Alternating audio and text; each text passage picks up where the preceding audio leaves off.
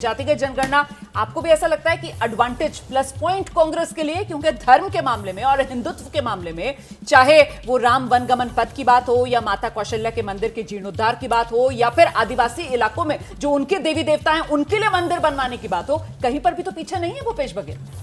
नहीं, देखिए, एडवांटेज हो सकता था जाति की गणना जो है, ठीक है, क्योंकि 5 साल भूपेश बघेल सत्ता में रहे।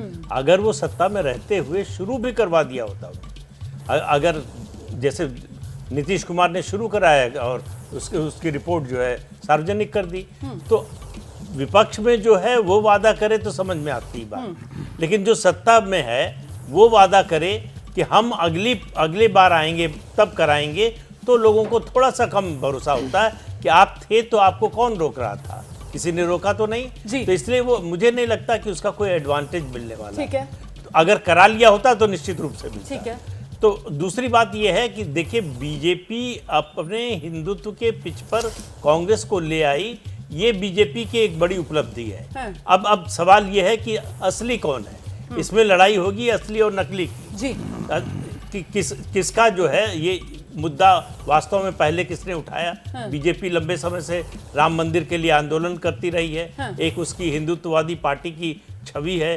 कांग्रेस जो है बीच बीच में हिंदुत्ववादी होने की कोशिश करती है, फिर याद आता है कि अरे हम तो सेकुलर हैं, हमको हिंदुत्ववादी नहीं होना चाहिए। तो ये जो दुविधा है कांग्रेस की, दो नावों की सवारी, ये जो दुविधा है कांग्रेस की, इसको बार बार गिनाया जाता है। लेकिन जिस तरीके से छत्तीसगढ़, यहाँ पर बात की जाए भूपेश बघेल की, मध्य प्रदेश, वहां पर बात की जाए कमलनाथ की, तो क्या इन राज्यों में भी कांग्रेस की दुविधा नजर आती है, या फिर इन राज्यों में कांग्रेस पार्टी हिंदुत्व के मुद्दे पर अपने इन चेहरों के मुद्दे बीजेपी को उसी की पिच पर चुनौती देती नजर आती है? देखिए, कांग्रेस में पहले दुविधा थी, प्रदीप जी की ये बात सही है कि वो हिंदुत्व के मुद्दे को किस तरह संबोधित करें, लेकिन धीरे धीरे उनकी दुविधा दूर हो गई है और अब वो खुलकर भारतीय जनता पार्टी की तरह ही पूरे दबाव के साथ, पूरे उत्साह के साथ उन्होंने उस मुद्दे को अपना लिया है और अब कोई खास ऐसा फर्क नहीं रह गया है। ये बात सही है कि जनता ये मानती है कि भारतीय जनता पार्टी वाले इस खेल में पुराने हैं और वो उन्होंने इस विमर्श को स्थापित किया है। भारतीय जनता पार्टी और कांग्रेस इस विमर्श में लेट कमर है। लेकिन मैं फिर भी ये मानता हूं, चाहे जातिगत जनगणना हो, चाहे हिंदुत्व का सवाल हो, ये विमर्श बनाने के लिए, माहौल बनाने के लिए ये सब बातें की जाती हैं। ठीक है, लेकिन दरअसल वोटर किस लिए, वो आपने मतदाताओं से तमाम बात हो रही है, किसी मतदाता ने हिंदू मुद्दे की या जातिगत जनगणना का किसी का जिक्र किया? किसी ने नहीं। सब लोग यही कह रहे हैं कि हमारे यहाँ डॉक्टर नहीं आते, हमारे यहाँ नाली नहीं है। ये असली समस्या ये लोगों की है कि उनकी रोजमर्रा की जिंदगी कैसे दुरुस्त हो। असली मुद्दा सुशासन का है, गवर्नेंस का है, आप डिलीवरी जो बात कह रहे हैं, मतलब ये कहा जाए कि साहब छत्तीसगढ़ का चुनाव जो है वो ढर्रे पर है, क्योंकि असली चुनाव के मायने तभी निकलते हैं जब जनता से जुड़े सीधे मुद्दे जो हैं उन्हीं को ध्यान में रखकर जनता वोट करे। और फिलहाल जिस तरह की ग्राउंड रिपोर्ट सामने निकल कर आ रही है, उसी मिजाज पर यह चुनाव आगे बढ़ता हुआ फिलहाल नजर आ रहा है।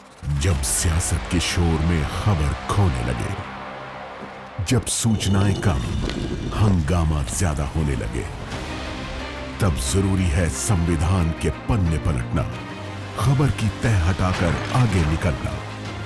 मगर ये करेगा कौन? इसलिए अब टूटेगा मौन, जिसे मालूम है सियासत की बिसार, जिसने देखी है सत्ता की शह और मार।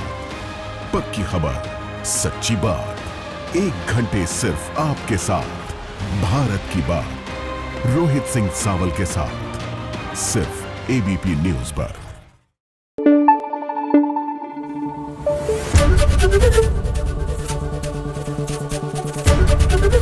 एबीपी न्यूज आपको रखे आगे।